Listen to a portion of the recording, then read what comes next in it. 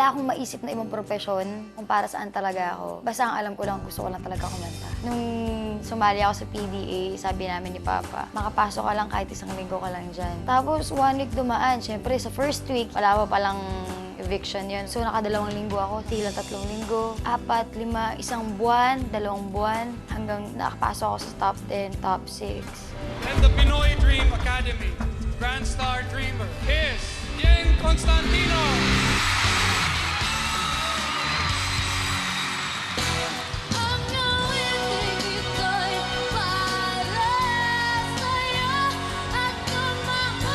Sobrang pinakamalaking risk para sa akin, yung kantahin yung composition ko sa Grand Dream Night.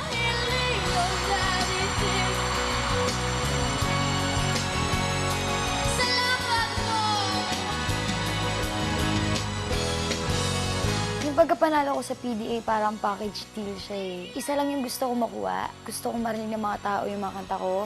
At pag narinig ng mga tao yun, maaari ako magkaroon ng gigs para matulong yung family ko. Pero hindi, buo binigay.